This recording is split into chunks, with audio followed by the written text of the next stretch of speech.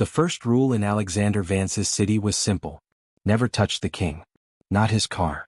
Not his coat. Not the shadow he left behind when he passed through a room. Men with money lowered their voices around him. Women with secrets stepped back before he came close. Even policemen found sudden interest in the opposite side of the street when his black convoy rolled through downtown Boston. Alexander did not need to speak to create fear. His silence carried more power than most men's threats. That afternoon, the American street market was alive with noise. Vendors shouted prices over crates of oranges and tomatoes. Steam rose from food trucks.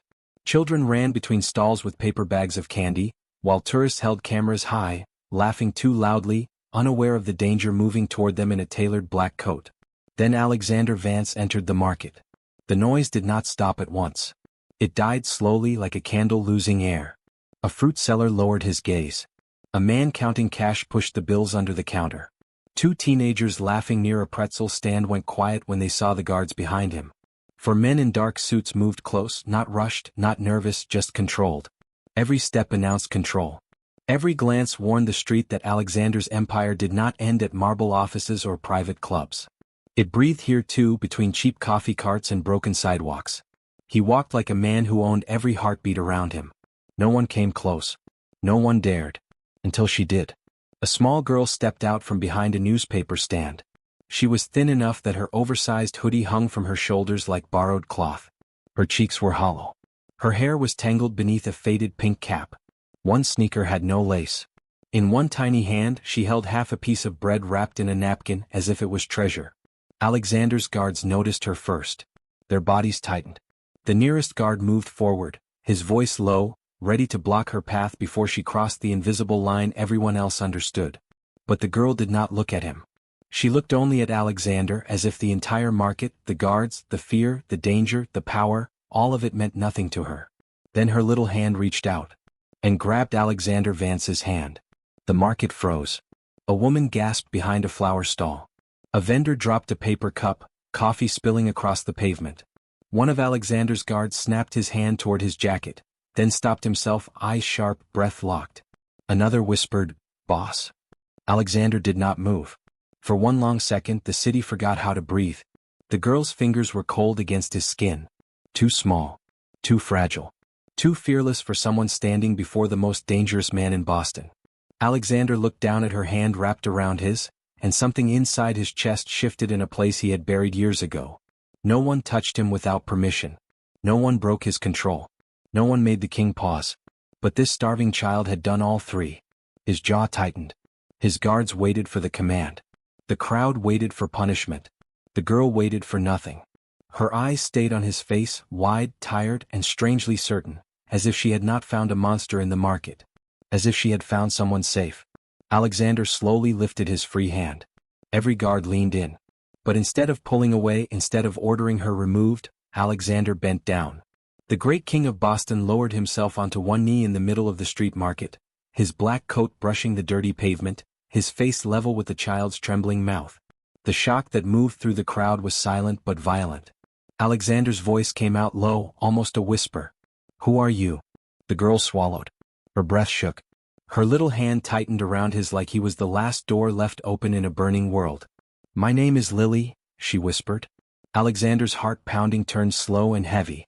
Then Lily looked straight into his eyes and said the words that cracked something ancient inside him. "My mommy said if I was ever in danger, I should find the man everyone fears." For years, people had looked at Lily Carter and seen only another forgotten child. They saw dirty shoes, oversized clothes, and thin arms. They saw a little girl sitting alone outside grocery stores, holding paper cups during winter mornings, or sleeping beneath bus station roofs when rain flooded the sidewalks. Some felt pity. Most simply looked away. But none of them knew the truth. Lily Carter had nothing. And because she had nothing, she had learned how to survive. At 7 years old, she knew which bakeries threw away bread at closing time. She knew which church volunteers came every Tuesday with soup. She knew which alleys were safe and which corners carried danger after dark. Hunger had become familiar. Loneliness had become normal. Fear had stopped being an enemy and become something she carried quietly inside her tiny chest. But she had never surrendered to it. She was not a victim. When other children cried themselves to sleep, Lily whispered stories to herself beneath bridges. When strangers scared her, she ran faster. When nights became cold, she imagined blankets and sunshine. Somehow, despite the world taking everything from her, the little girl protected the smallest spark inside her heart. And she refused to let it die. 3 days earlier, she had been sitting outside a small laundromat with half a sandwich when 2 older boys tried to steal her food. She had hidden it beneath her hoodie and escaped through a narrow alley, breathing hard, heart pounding, refusing to give up even that tiny meal. Hunger hurt, but she had learned that hope hurt even more when it disappeared. The old woman at the shelter once told her that life only gave up on people after they gave up on themselves. Lily never had. But yesterday had been different. Yesterday she had lost the only thing she still called family. And now she was alone. Completely alone. She had wandered the streets since sunrise. Her stomach growled. Her feet hurt. Her breath came slowly as exhaustion fought against her tiny body. Yet she kept moving. She remembered something important. Something spoken softly months ago by someone she loved. Someone who had held her hand and kissed her forehead. Someone whose voice she could still hear. If you're ever in danger, find the man everyone fears. People whispered his name. Alexander Vance. The king. The man who ruled an empire hidden beneath the city. Others spoke about him with fear. Some called him dangerous. Some called him heartless. Some lowered their voices whenever they mentioned his name, as though speaking too loudly would summon shadows. But Lily never feared monsters she had never met. Because she had already met hunger. She had already met loneliness.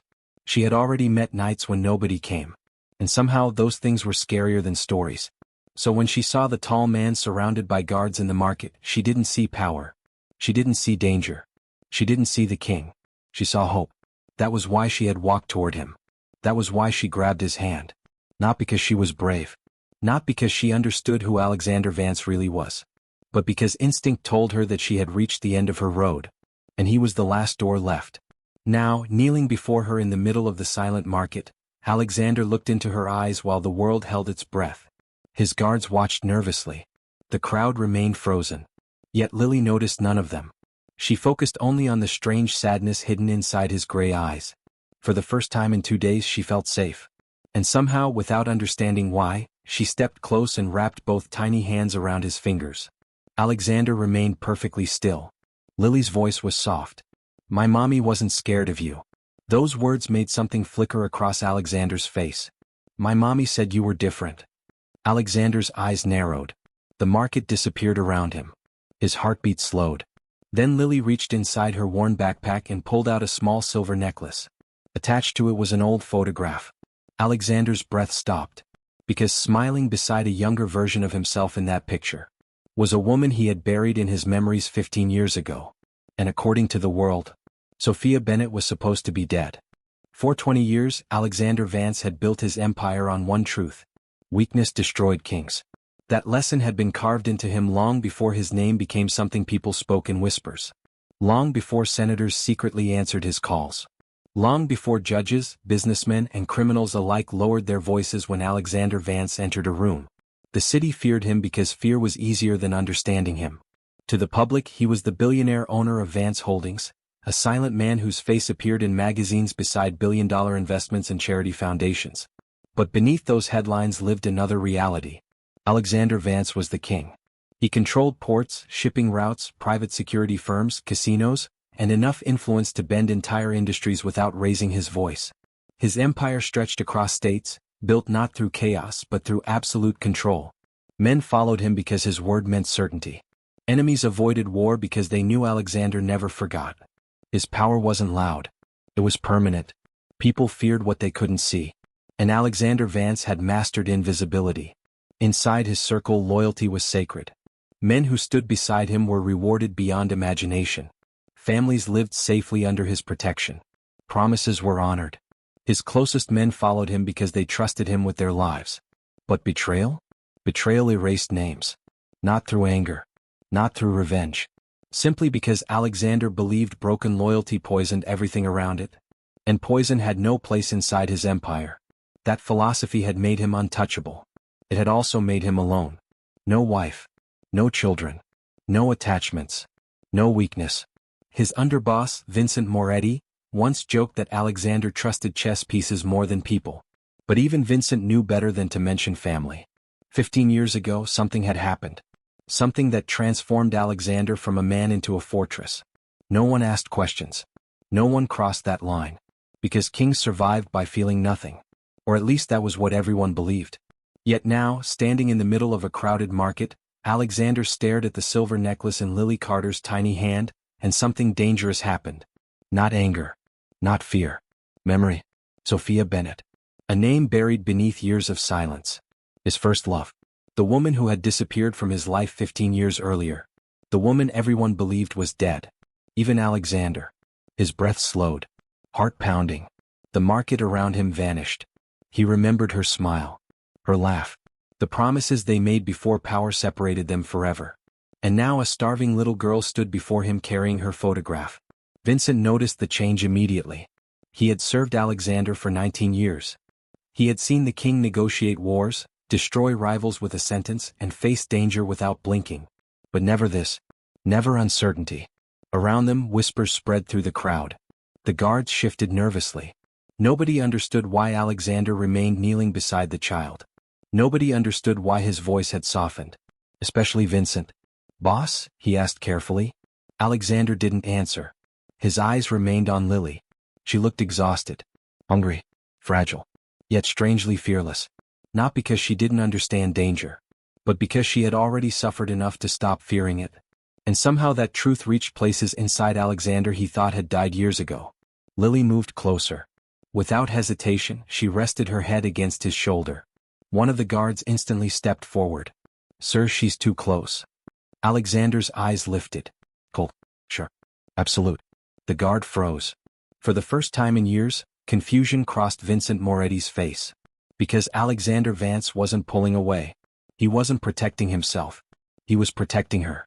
And the realization unsettled everyone around him. Lily yawned softly. Her tiny fingers held his sleeve. "I'm tired," she whispered. Alexander looked down at the child leaning against him. Then he rose to his feet. Slowly. Carefully. And before thousands of eyes, the king lifted Lily into his arms. The market exploded with silent shock. Even Vincent stopped breathing. Alexander's voice came out low and final. "Stand down." Every guard froze. Vincent blinked. "Boss?" Alexander's eyes swept across the crowd. Nobody moved. Nobody spoke. Then the King of Boston delivered words that sent disbelief through his own men. "From this moment forward," he said quietly, holding the little girl against his chest, "she's under my protection." And for the first time in 20 years, the entire city watched Alexander Vance publicly choose a weakness. The ride back to Vance Tower should have been simple. Alexander sat inside the armored Rolls-Royce with Lily sleeping against his chest, her tiny fingers wrapped around his coat as if letting go meant falling back into the darkness she had escaped. For the first time in years, the king ignored phone calls, ignored business reports, ignored the endless machinery of his empire. He simply watched the exhausted child breathe. Say, that word felt strange. Across from him, Vincent Moretti remained silent.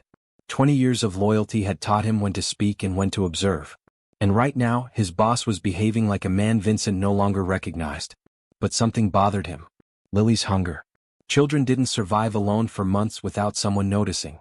And children carrying photographs of dead women didn't appear by coincidence.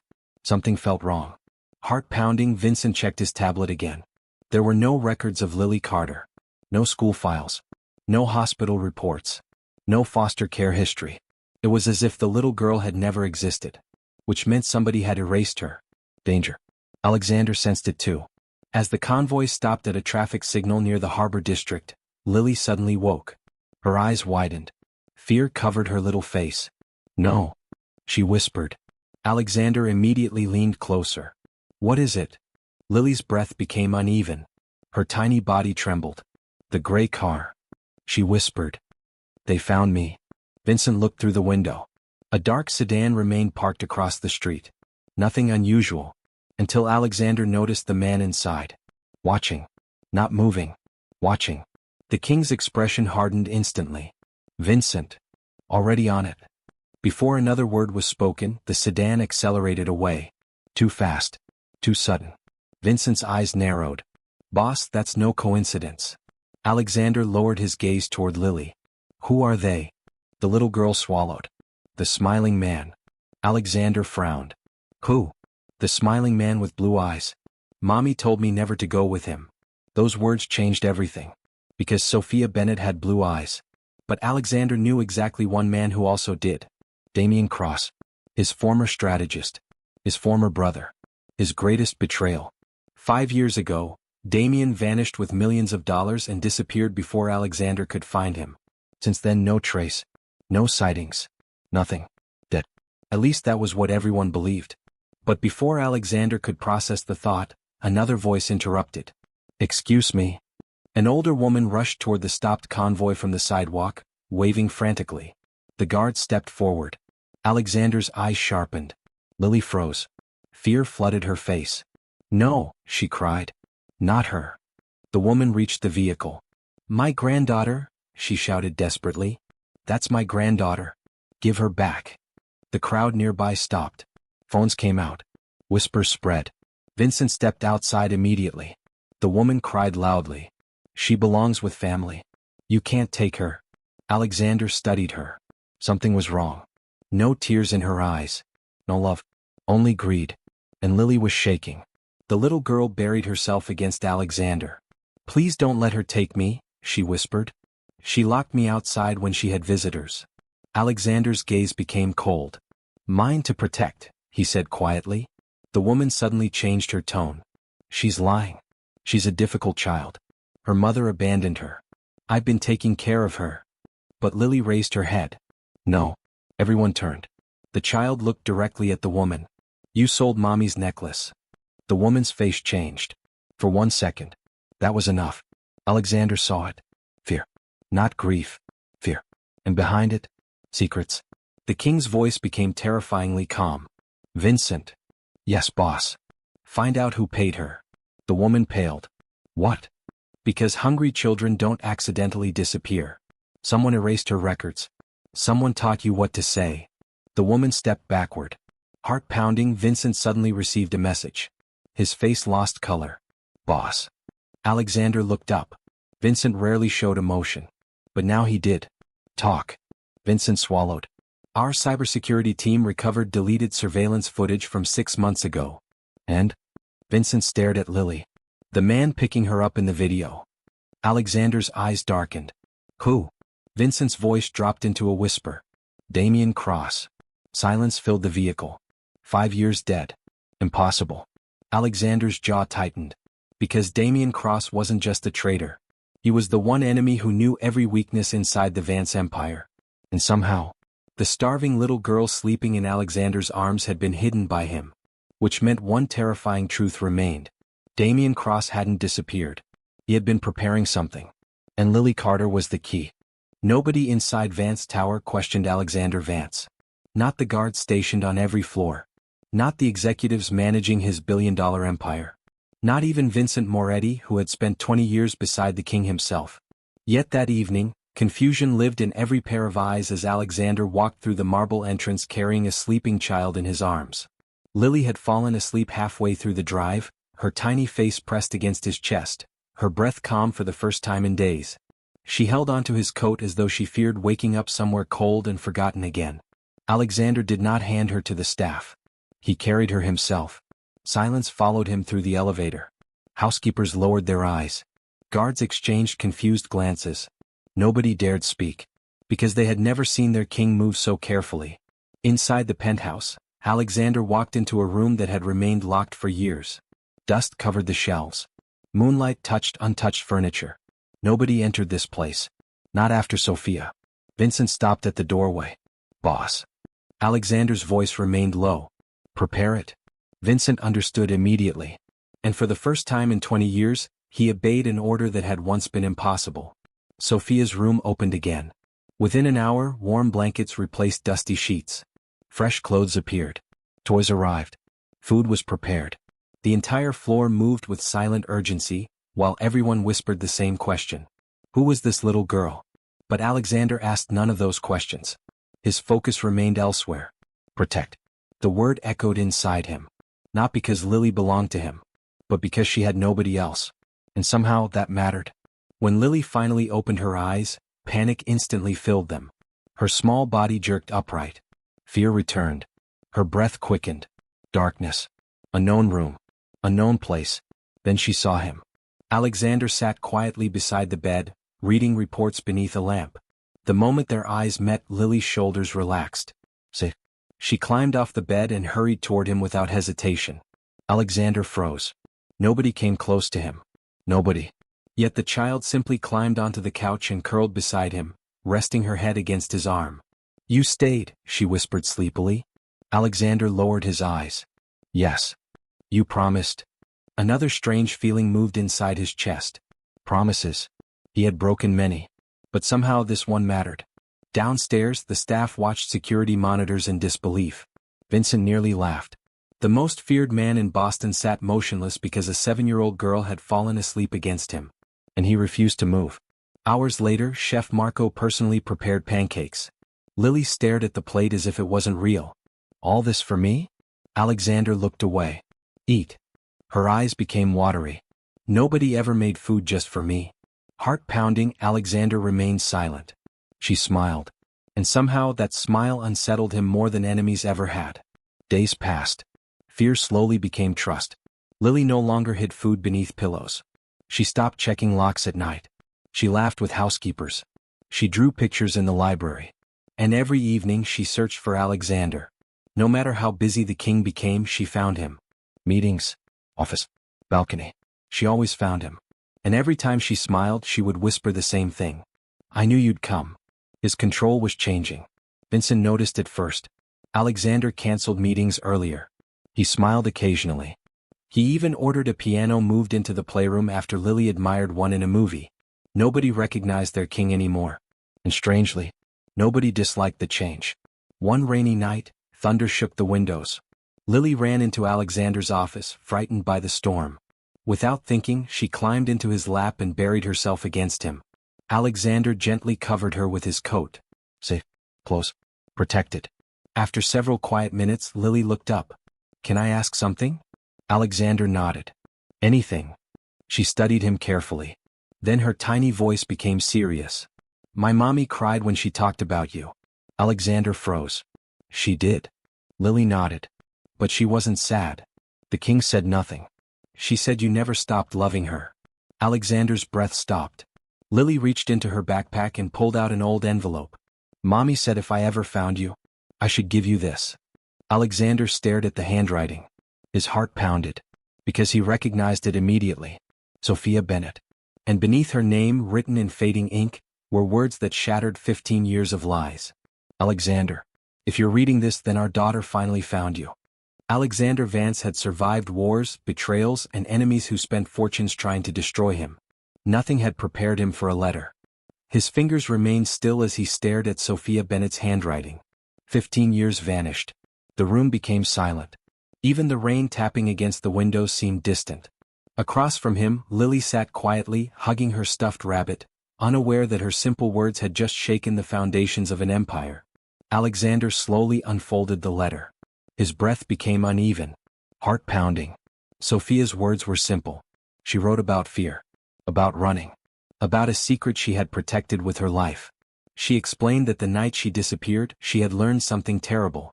Someone inside Alexander's organization had sold information to enemies. A war was coming. She wanted to protect their unborn child.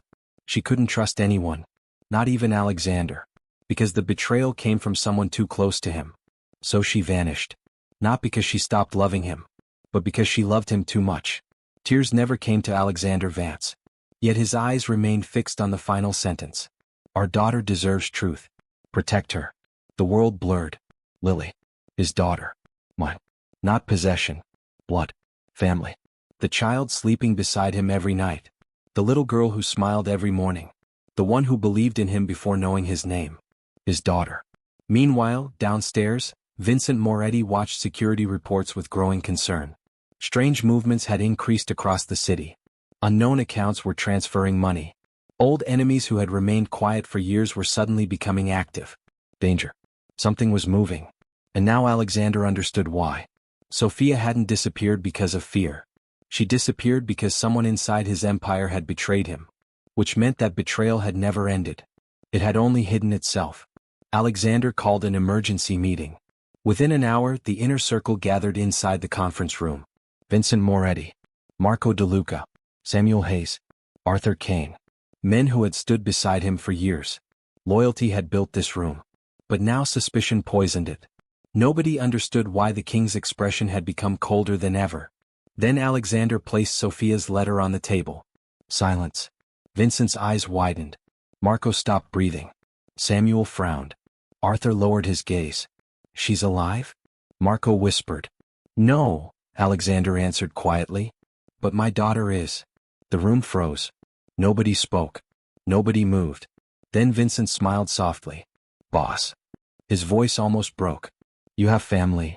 But Alexander wasn't smiling. Because another truth mattered more. There was betrayal. Silence deepened. The war 15 years ago wasn't random. Nobody breathed. Someone inside this room sold information. Fear appeared for the first time. Not fear of enemies. Fear of doubt. Because loyalty was sacred. And suspicion destroyed loyalty. Hours later, Vincent personally reviewed old archives. Thousands of files. Old recordings. Deleted transactions. Forgotten names. Then he found something. An encrypted account. Created 15 years ago. Still active. Money transferred monthly. Recipient unknown. His face lost color. Impossible. Absolutely impossible. Heart pounding, Vincent hurried toward Alexander's office. Inside, Alexander sat beside Lily, who had fallen asleep while drawing pictures. One drawing showed 3 people holding hands. Mother. Father. Daughter. Safe. Vincent entered slowly. Boss. Alexander looked up. What is it? Vincent swallowed. The account. Alexander stood immediately. What about it? It belongs to someone inside our circle. Alexander's eyes darkened. Who? Vincent's voice dropped into a whisper. Arthur Kane. Silence. Arthur Kane. Impossible. Arthur had served him for 25 years. Arthur knew every secret.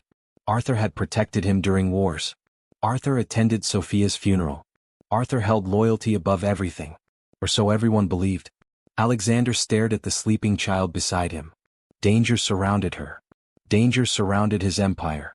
And perhaps the greatest betrayal had never come from enemies. Perhaps it had sat beside him all along. But before Alexander could speak, Vincent's phone rang. He answered. And suddenly his face became pale. Boss. Alexander's voice hardened. Talk. Vincent looked toward sleeping Lily. Then whispered words that made the king stop breathing. Arthur Kane just disappeared. And so had Lily's medical records. And the security footage from Vance Tower. Someone had erased everything. Again. By sunrise the city no longer felt the same. Invisible lines had shifted. Whispers moved through private clubs, shipping docks, and boardrooms. Old names resurfaced. Hidden alliances awakened. People who had stayed silent for years suddenly disappeared from meetings. Everyone felt it. War was coming. Not because of money. Not because of territory. Because of one little girl. Arthur Kane's disappearance had shattered the foundation of trust inside Alexander Vance's empire. Nobody knew who to believe anymore. Loyalty and suspicion now lived side by side, poisoning old friendships.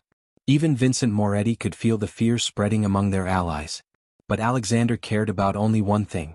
Lily. His daughter. Mine to protect. Power no longer mattered. For the first time in his life, the king chose family over the empire he had spent decades building.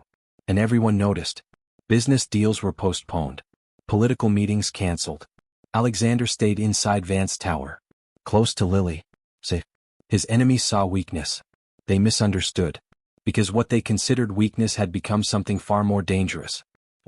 Meanwhile, Lily noticed the tension around her. She saw guards watching hallways. She heard whispers stop when she entered rooms. She saw Vincent forcing smiles while carrying worry inside his eyes. But Lily Carter was no longer the frightened child sleeping beneath bridges. She was not a victim. And somewhere along the way she had changed.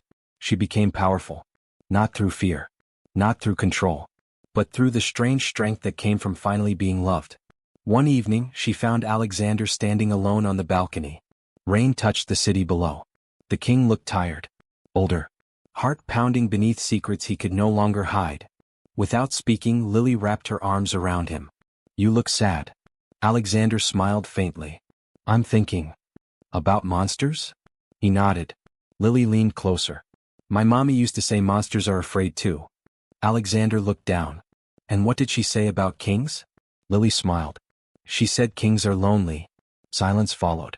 Then she raised her drawing. 2 crowns. One larger. One smaller. A king. And beside him, a queen. Alexander frowned softly. Who's the queen? Lily pointed toward herself. When I grow up. The king laughed quietly. The first real laugh in years. And Vincent, watching from inside, suddenly understood. This little girl wasn't breaking Alexander. She was healing him. But enemies never allowed healing. 3 hours later, emergency alarms echoed through Vance Tower. Not attacks. Messages. Every screen inside the building activated. Televisions. Computers. Phones. One image appeared everywhere. Arthur Kane. Alive. Sitting inside a dark room. His voice calm. Good evening, Alexander. Silence spread. The old man smiled sadly. You always trusted loyalty. That was your greatest mistake. Alexander's eyes hardened. Where are you? Arthur ignored the question. I protected your empire for 25 years. I watched you become a king. But kings eventually forget people. Lily stepped closer to Alexander. Vincent reached for his phone. Arthur continued. Your enemies are moving. They want the child. Alexander's voice became ice. They won't touch her. Arthur smiled. That's what Sophia said. The room froze. Lily blinked. Alexander stopped breathing. Heart pounding. Arthur lowered his eyes. She begged me to save her. Vincent's face lost color. No. Arthur looked directly into the camera. You still think Damien Cross started this war? His smile disappeared. But you were wrong. Silence. Damien spent 15 years protecting Sophia. Alexander's world shifted. What? Arthur nodded sadly. The man you called traitor gave up everything to keep your daughter alive. Nobody moved. Nobody breathed. Arthur's eyes became heavy. And now they're coming. Who? Alexander whispered. For the first time, fear appeared in Arthur Kane's eyes. Real fear. Not for your empire. Not for your power. Not for the king. Arthur looked directly at sleeping Lily's drawing lying on the table. They're coming for her. Then his voice dropped into a whisper that destroyed everything Alexander believed. Because Lily isn't just your daughter. Arthur's eyes filled with regret. Alexander? She's Sophia Bennett's child. But she was never yours. And the screen went black. Silence swallowed Vance Tower after Arthur Kane's final words. Nobody spoke. Nobody moved. Not even Alexander. Heart pounding, the king stared at the dark screen while questions tore through his mind. 15 years of love. 15 years of regret. 15 years believing Sophia had abandoned him. And now the old man who helped build his empire had shattered everything with one sentence. But before doubt could poison him, Lily's small hand reached for his. Her breath trembled. Did I do something wrong? Alexander looked down. Fear lived in her eyes again. The same fear he had spent weeks chasing away. And suddenly nothing else mattered. Not blood. Not secrets. Not power. Not the empire. Only her. He knelt in front of the child and gently touched her cheek. No. His voice became softer than anyone had ever heard. You did nothing wrong. Lily looked ready to cry. But, if I'm not yours? Alexander stopped her immediately. Mine to protect. Not possession. Promise. Family. Vincent quietly lowered his head. In that moment even he understood. Blood created life. Love created fathers. Hours later, Arthur Kane contacted them one final time. Not to fight. Not to run. To tell the truth. For 25 years, Arthur had hidden Sophia and Damien Cross because another enemy existed. A secret organization buried inside international politics. They wanted Sophia because of information she possessed. Damien Cross had sacrificed everything to protect mother and child, accepting the title of traitor to keep them alive. Sophia eventually became ill. Before dying, she entrusted Lily to Damien. And when Damien disappeared months earlier, Arthur continued protecting the little girl from the shadows. His betrayal had never been betrayal. It had been loyalty. And now Arthur was dying. His final wish was simple. Protect her. Alexander closed his eyes. The old man who had been accused of betrayal had remained loyal until the end. No anger remained. Only understanding. Days later the empire changed. Alexander Vance changed. The king who once ruled through distance now ruled with purpose. His organization became cleaner. Corruption vanished. Hidden enemies lost influence. Loyalty became more than obedience. It became family. People whispered that the king had become different. Kinder. Stronger. More dangerous. Because now he had something worth protecting. And in the center of that new world stood Lily. No longer hungry. No longer abandoned. No longer afraid. She was not a victim. She became powerful. Not because she ruled. Not because she inherited wealth. But because she never allowed pain to destroy kindness inside her heart. Years passed. The little girl who once slept beneath bridges grew into someone extraordinary. She studied, learned languages, helped charities, built shelters for forgotten children. People admired her compassion. Newspapers called her the future of the Vance Foundation. But inside the empire, whispers called her something else. The Queen. Because wherever Alexander Vance walked, Lily walked beside him. The king and his queen. Not through fear. Not through blood. Through love. On her 18th birthday, Alexander handed her a small box. Inside rested Sophia Bennett's necklace. Lily smiled with tears in her eyes. You kept it? Alexander nodded. It always belonged to you. She hugged him tightly. Close. Safe. Home. And for the first time in his life, Alexander Vance understood something no amount of power or control had taught him. Empires survive because of loyalty. Families survive because of love. That evening, as fireworks lit the sky above Boston, Lily stood on the balcony overlooking the city she once wandered alone. Wind touched her hair. Her smile reflected peace. Below, thousands celebrated. The queen born from hunger had finally found her place. But far away, inside a dark room filled with glowing monitors, someone quietly watched her image on a screen. An older woman smiled. Elegant. Beautiful. Unknown. A silver ring rested on her finger. Behind her stood men speaking in whispers. One of them asked softly, "Should we tell her?" The woman looked at Lily's picture and smiled faintly. No. Her eyes became cold. Not yet. Because now, the queen belonged to the empire. So, the world would learn why everyone had spent 18 years searching for her.